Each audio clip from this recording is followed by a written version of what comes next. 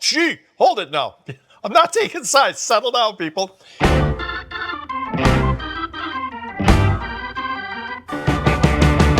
Hello, it's another edition of Coffee with the Goose. Yep, it's me, and I'm so glad to join you, and you join me again. Hey, I got some I'm walking on eggshells for this show, but it's fascinating. Again, fascinating, irritating, amazing, all that stuff. And you'll see what I mean when I start talking, giving you details about this event, the event that never happened.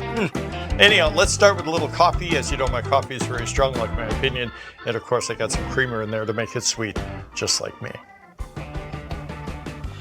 Okay, we try and, I don't want to say limit, but concentrate mostly on Filipino-American related stuff, okay? My wife, as you know, Raquel, is from Cebu. Been to the Philippines 9 or 10 times, lived there for a summer.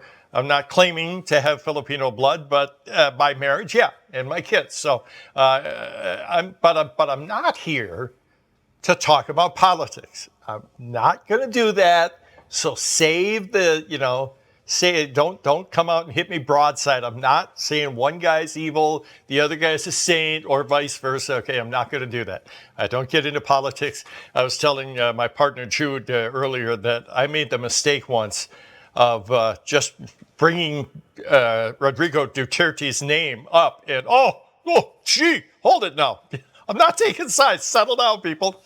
I think I did a show on the Pope. Same thing. Unbelievable. People with their emotions, I understand. So anyhow, we'd like to talk about Filipino boxing too. Big Manny Pacquiao fans and all the other great Filipino fighters. This one's about boxing in the Philippines. So there you go. But again, I'm not taking sides in politics. Have I made myself clear? Okay, good. Okay, trouble is brewing in the Philippines, in the ring and outside the ring, okay? The main, I don't want to say culprit, but one of the main characters is Duterte's youngest son. It's Sebastian Baste Duterte, okay? He's a, interesting character. He's the mayor of Davao.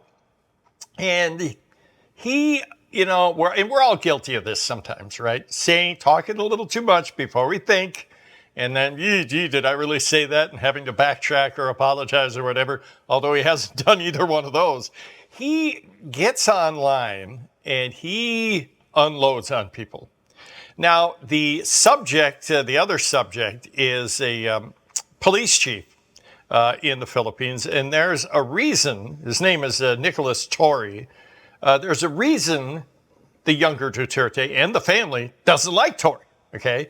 And that reason is because of the elder Duterte's, the former president's, apprehension at the hands of the International Criminal Court, ordered by President Marcos, and the apprehension was carried out by guess who?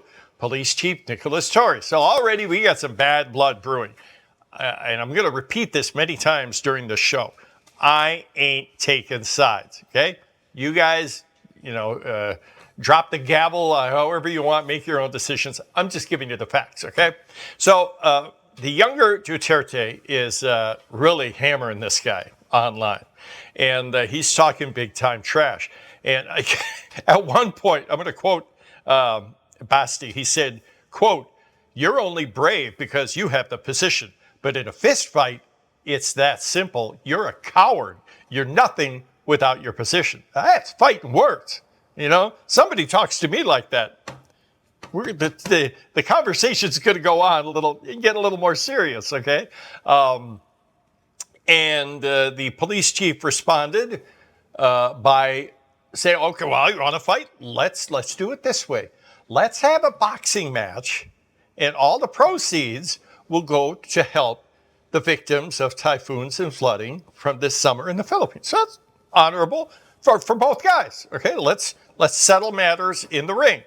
So, and the younger Duterte, still riled up, said, quote, "I've wanted to beat up a monkey." You got to go there. And the reason is Torre's skin is a little darker, as are many of you Filipinos. Why are you going to bring that up? I don't know. Hatred, rears its ugly head.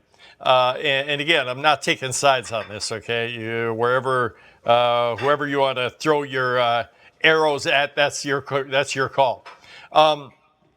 So they set up the fight, a 12-round battle in Rizal Memorial Coliseum, going to raise a bunch of money, okay? And Duterte, the police chief showed up. He's ready to go. He's 55, by the way. The Duterte gentleman is 37. Put that in your basket. So the police chief is waiting there with thousands of people and the referee. Duterte didn't show up. As a matter of fact, he and his family left the country. They went to Singapore.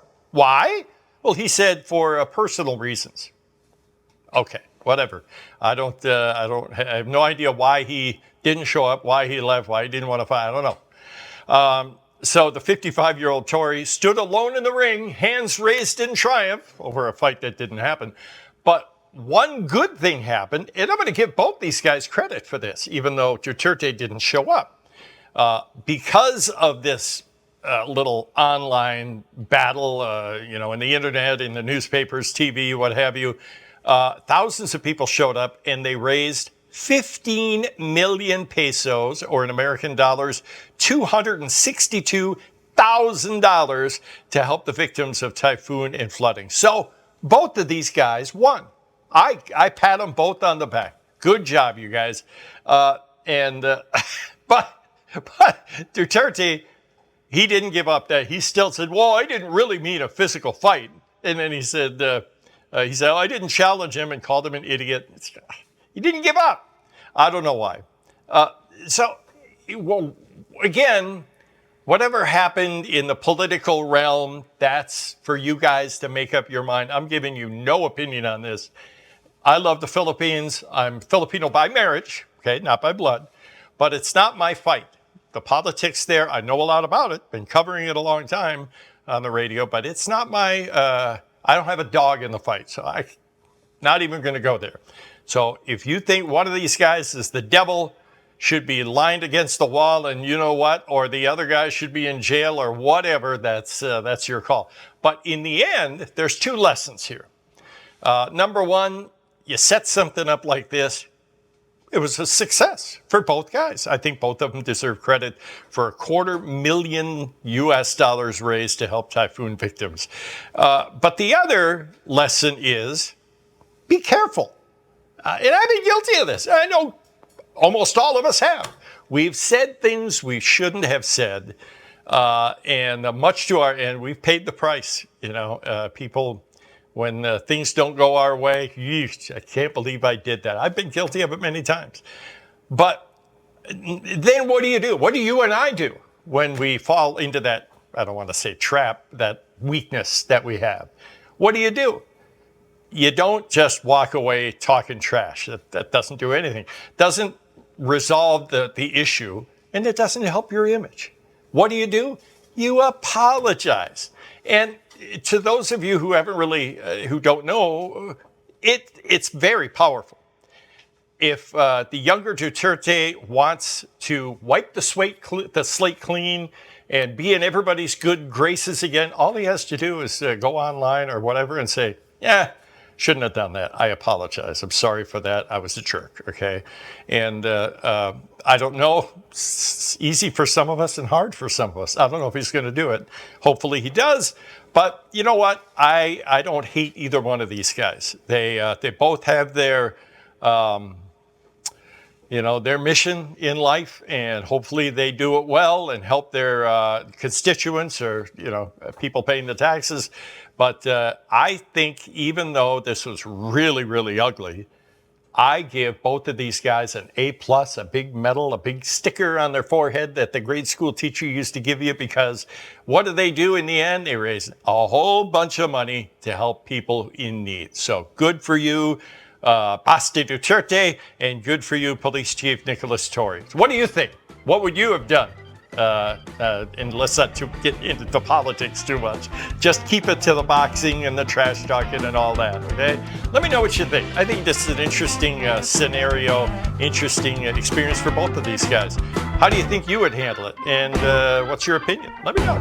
That's it for this edition of Coffee with the Goose. We'll get back into real boxing next show, okay? All right, you guys take care. We'll talk to you again soon.